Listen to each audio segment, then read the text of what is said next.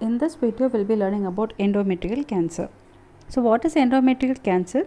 It is a cancer which arises from the epithelial lining of the uterine cavity. It is nothing but the endometrium. And it is the most common cancer worldwide for women, especially in the developed countries. So, this is the main pathology for development of endometrial cancer is unopposed chronic estrogen exposure. So, when any patient is having an ovulation, or if she is a nulliparous woman, then there is a more chance that she is going to be exposed to prolonged periods of estrogen.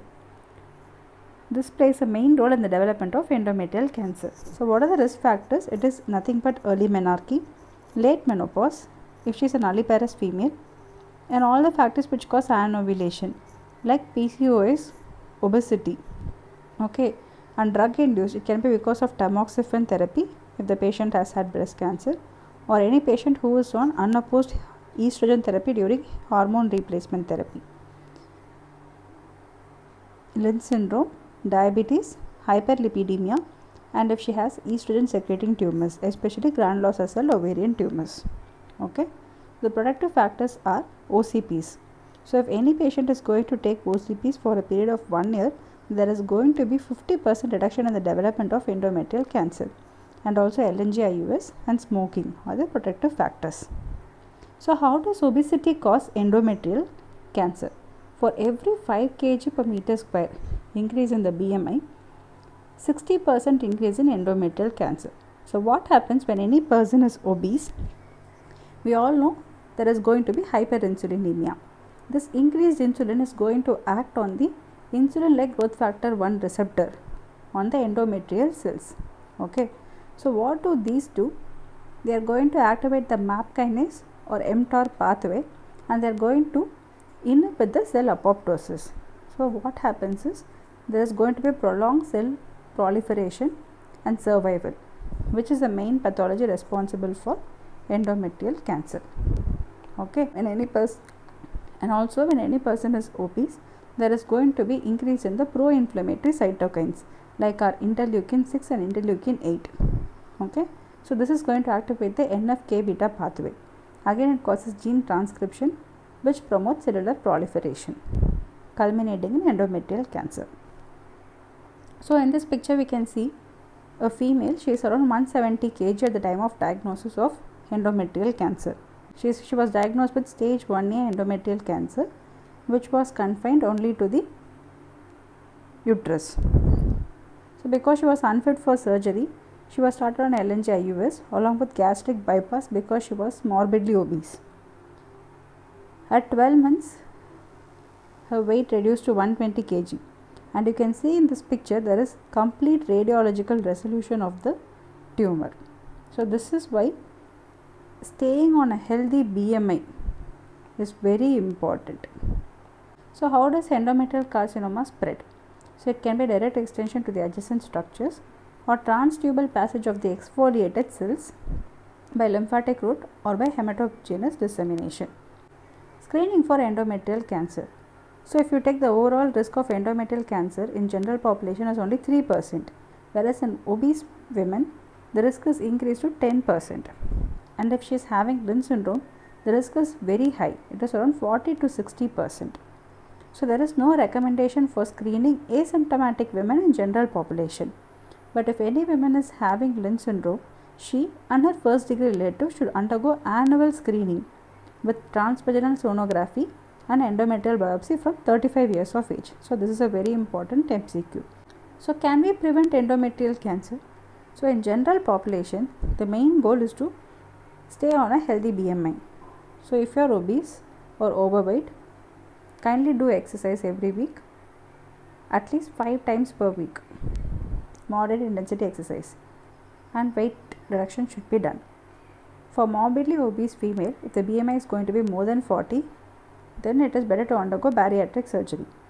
If the woman belongs to high risk group, if she is having Lynch syndrome, then it is better to undergo risk reducing surgery, that is TAH with or without BSO, when the patient attains 40 years of age. If the patient is unwilling for surgery, then we can advise her to undergo weight reduction and give her LNG-IUS. So who are the people who need Further investigations for endometrial cancer. First is all the patients with postmenopausal bleeding.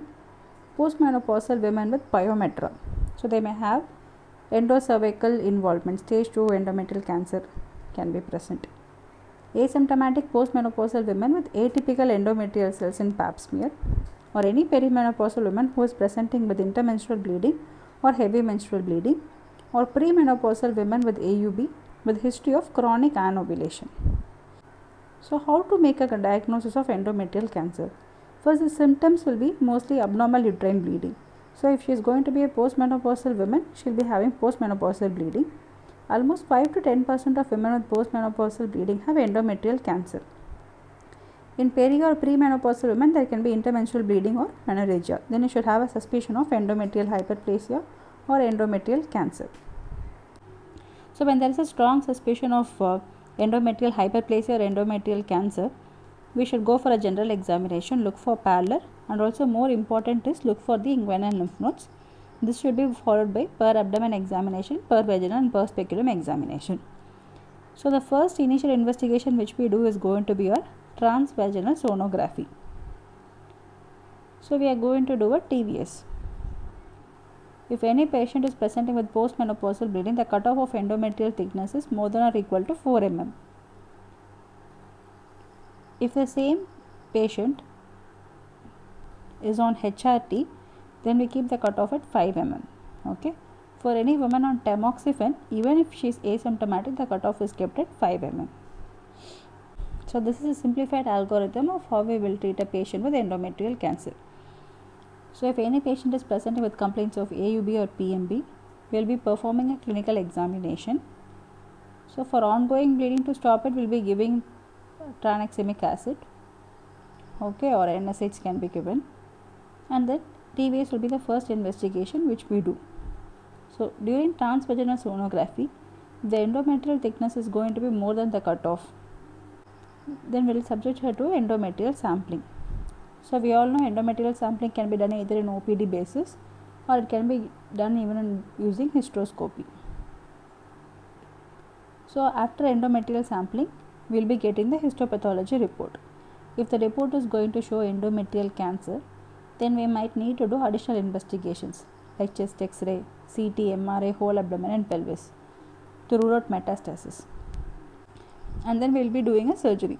If the patient is going to be of stage 1 and 2, then we should do surgical staging followed by radiotherapy. If the patient is going to have late stage endometrial cancer, then she might need debulking surgery or NACT followed by surgery followed by chemoradiation. Okay. So the patient, we have already done a TVS. If it is more than the cutoff, then we should come to a definitive diagnosis using histology. So what are the methods of endometrial sampling? First is your Pipel aspirate or Vabra aspirator. It can be done on an outpatient basis. If the sample obtained is insufficient or there are other ultrasound irregularities, or if the woman is having high risk of endometrial cancer, or there is history of recurrent postmenopausal bleeding, then it is better to do a hysteroscopic guided biopsy. So histology is going to be endometrioid for type 1, whereas type 2 is going to be non-endometrioid, especially papillary serous or mixed types. Age, it is common in 50 to 60s. This is in even more elder age group, 60 to 70. Estrogenic stimuli is going to be present in type 1. And the background endometrium is going to be a hyperplastic endometrium, whereas in type 2 it is an atrophic endometrium. The precursor lesion is endometrial intraepithelial neoplasia. Here there is no such known. The transition is going to be very slow, whereas here very rapidly it will convert into endometrial cancer. And this genetics is a very favorite MCQ question. So P10 mutation, microsatellite instability mutation, is very common in type 1 tumors, whereas in type 2 tumors, P53 mutations are very common. The prognosis is going to be very good, and here it is very poor. So endometrial adenocarcinoma can be of many types. This is the type 1, right? Adenocarcinoma type is the most common. It is almost 80%. There are other variants of adenocarcinoma also. that is squamous differentiation, secretory variant, willow glandular variant, and serrated cell variant. In endometrial cancer, adenocarcinoma is going to be very common because the epithelium is going to be columnar type. So 80% is adenocarcinoma. So all the remaining types are non-endometrioid. Okay, mucinous adenocarcinoma, serous, clear cell, undifferentiated, neuroendocrine tumors, and mixed carcinoma. So all these belong to type 2. So there is going to be grading of endometrial carcinoma. Grade 1 is less than 5% non-squamous or non-mural growth pattern. Okay, that is solid component is going to be less than 5%. Grade 2, 6 to 50% solid growth pattern, and grade 3 that is more than 50% solid growth pattern. So this grading is especially applicable only for endometrioid carcinoma and mucinous type of non-endometrioid carcinoma. All other non-endometrioid carcinomas are very high grade tumors. Okay, so there is no point in grading these tumors. So now that the histopathology report from endometrial sampling has shown endometrial carcinoma, we should do additional investigations to know if there is any distant metastasis already. So we can order a chest X-ray or CT chest as a part of staging.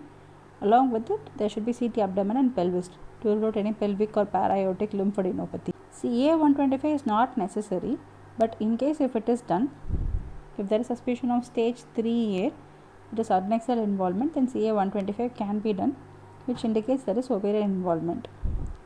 And if you suspect any family history of Lynch syndrome, or if you suspect Lynch syndrome in that patient, we can do genetic testing for MLH1, MSH2, MSH6 and PMS1.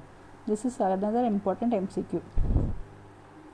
And all the routine pre-op investigations like your complete blood count, renal function test, liver function test, thyroid function test, etc. should be done. So now we will be doing the FIGO staging. After obtaining all the reports, we will be doing the FIGO staging. Okay. So if it is stage 1, it is confined to the uterus. So this is a uterus. Your fallopian tube, and these are my ovaries. Okay. In stage 1, the tumor is going to be confined to the uterus, whereas in 1A, it is going to be confined less than 50% of myometrium. In 1B, more than 50% of myometrium is involved, 1A, 1B. Okay. The important point to be noted here, endocervical glandular involvement is stage 1. If the tumor is going to invade the cervical stroma here, then it is stage 2. Coming to stage 3A, it means loco-regional spread of the tumor, that is, it is going to spread within the pelvis. If serosa is involved or if the ovaries are involved, it is 3A. Vagina or the parametrium, if it is involved, it is 3B. In 3C, there is going to be involvement of pelvic lymph nodes, 3C1, and in 3C2, positive para-aortic lymph nodes.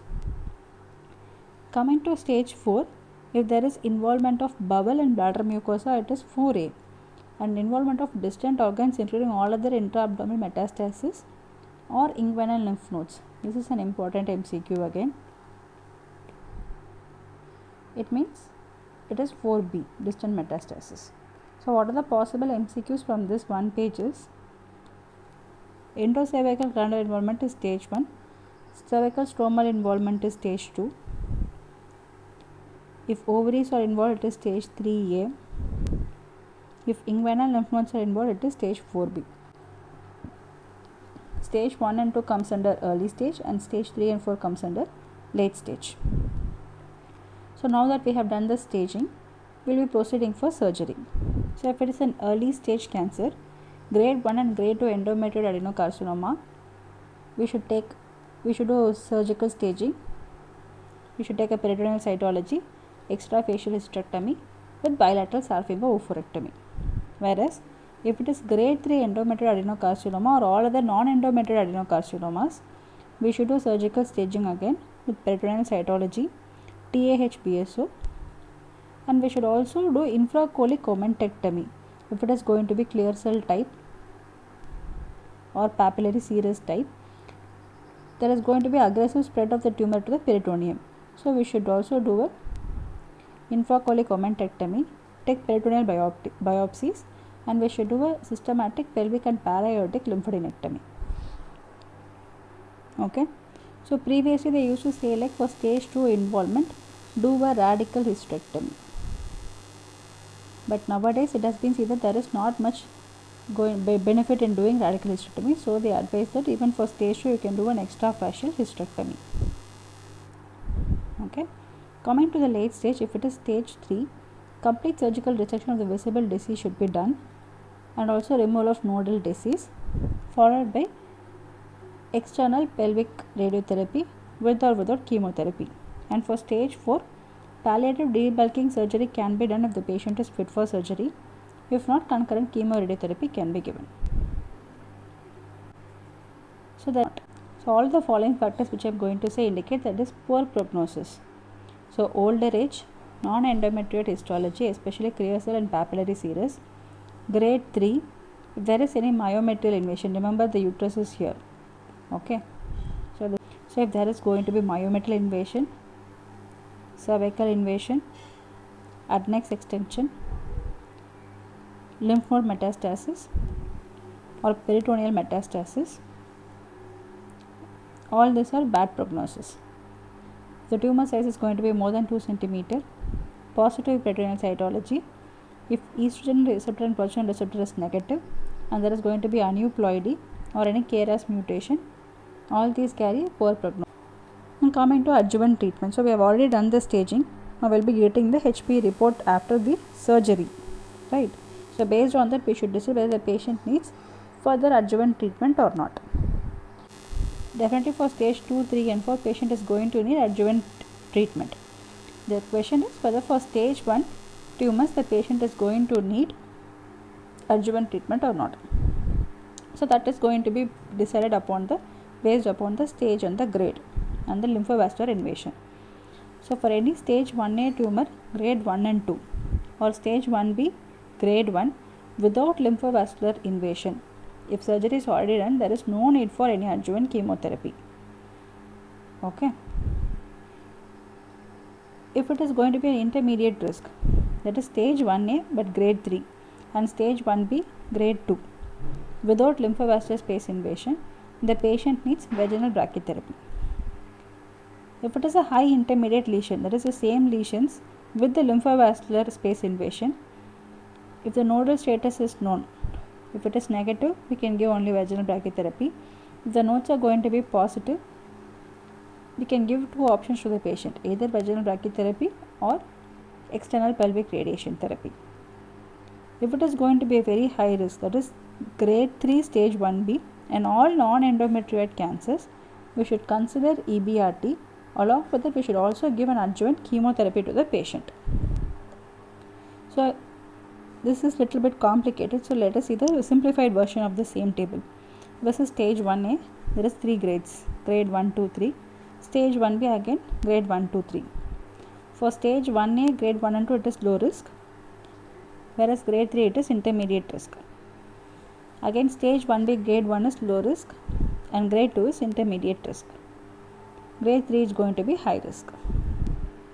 So there was a reported 2 trial, okay, post-operative radiotherapy in endometrial cancer, that is what is POTEC. It compared the intermediate risk patients receiving EBRT versus brachytherapy. So this showed there was no difference in both. So that's why nowadays experts still, even if there is intermediate high risk also, we can be giving only vaginal brachytherapy. So what are the post-operative treatment modalities? One is a vaginal brachytherapy. It is of 2 types, low dose rate and high dose rate. Nowadays we are preferring this high dose rate, 21 gray to 5 mm depth in 3 fractions. An external pelvic radiation can be given. The dose is going to be 4500 to 5400 centigrade in 180 daily fractions over 5 to 6 weeks. So this is a picture of vaginal brachytherapy. This is a vaginal brachytherapy cylinder, high dose rate cylinder. Okay, so this is put inside the vagina now. Imagine the patient has already undergone surgery for endometrial carcinoma. So this is the vagina, vaginal vault that is put inside the vagina, and you can see this lines of extent of radiation here. So mainly vaginal brachytherapy is going to prevent the vaginal vault recurrence. And this picture here is showing your external pelvic radiation. So lower border of L4 is here, 1 centimeter lateral to the bony pelvis. This is the pelvic bone, and this is the upper half of vagina. So this whole area is going to be covered in our external pelvic radiation. This again is a vaginal brachytherapy picture. Okay. So there is something called as extended field radiation. So if any patient is going to have positive para-aortic lymph nodes, then we'll be giving an extended field radiation. Okay, the whole pelvis up to the level of para-aortic lymph nodes will be included here. Whereas for stage 3 and 4, especially if there is whole abdomen mets, okay, but there is distant organ metastasis, especially in the abdomen and all, and for carcinosarcomas, whole abdomen radiation therapy is preferred.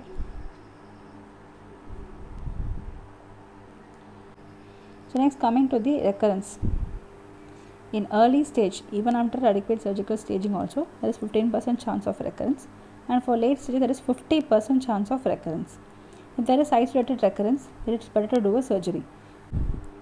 For distant metastasis, it is always better to give the patient chemotherapy or hormone therapy. So what to do if the patient is unfit for surgery? Primary radiation therapy can also be given, or if the patient is going to be ER/PR positive, okay, with less than 50% myometrial invasion, stage 1A endometrioid cancers, we can also put the patient on pharmacological therapy. Either LNG-IUS can be given or oral progesterones can be given. Coming to the MCQs. Risk of endometrial cancer in patients with Lynch syndrome. Okay. So 10 to 20%, 20 to 40, 40 to 60 and 60 to 80. The answer is 40 to 60. And there is one more MCQ here. What is the risk of ovarian cancer in patients with Lynch syndrome? It is 10%. What is the most aggressive endometrial cancer? So among the given types, adenocarcinoma, papillary serous, mucinous, villogranular. Papillary serous is the most aggressive endometrial cancer. Favorable prognostic factor in endometrial cancer: cervix involvement, aneuploidy, ER positive, and lymphovascular space invasion present. The favorable prognostic factor here is estrogen receptor positive. If it is positive, then we can even put the patient on pharmacological treatment. It is good prognosis, whereas all the other things carry bad prognosis. So remember these points. These can be asked as an MCQ. Inguinal lymph node involvement is in stage 4B. Ovarian involvement is seen in stage 3A. Endocervix involvement is stage 1, whereas cervical stromal involvement is stage 2 in endometrial cancer. So what are the important viva questions which can be asked?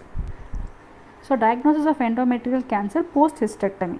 So for any patient with AUB or with pelvic organ prolapse, we have done hysterectomy. Okay, in HPV, the report is endometrial cancer. Now what should we do? So it is better to do a PET CT or CT of chest, abdomen, pelvis to see the extent of residual disease. Okay, and we can also do a CA-125, especially if only like hysterectomy was done without bilateral salpingo-oophorectomy. It is better to get a CA-125 done. So if the histopathology report is showing grade 1 or 2 endometrioid tumor with minimal myometrial involvement without lymphovascular space invasion, then there is no need for any further treatment. Whereas if this histopathology report is showing grade 3 or more than 50% myometrial involvement or lymphovascular space invasion or non-endometrioid cancer, the patient might need additional surgery to remove the adnexa, surgical staging and adjuvant external pelvic radiation. And also there is recently a new molecular classification which is going to decide whether the patient needs adjuvant radiotherapy or not. So based on this molecular classification, the patients are classified into 4 groups. Group 1 is ultra mutations, that is mutations in the exonuclease domain of pol DNA polymerase. So this group carries the best prognosis. Group 2 is hypermutations, especially microsatellite instability is present here. These patients are going to have good response to pembrolizumab. Group 3, low copy number variations are present, and in group 4, high copy number variations are present. There is going to be good response to chemotherapy. What to do if there is a synchronous ovarian cancer and endometrial cancer. So there is going to be simultaneous ovarian endometrial cancer. We can differentiate it from the metastatic tumors by immunohistochemical expression of ER and PR receptors in 62% of cases, and in 32% of cases there is going to be immunostaining for BCL2. Thank you guys. I think that this video was helpful. So if you have any queries, please post in the comment section below.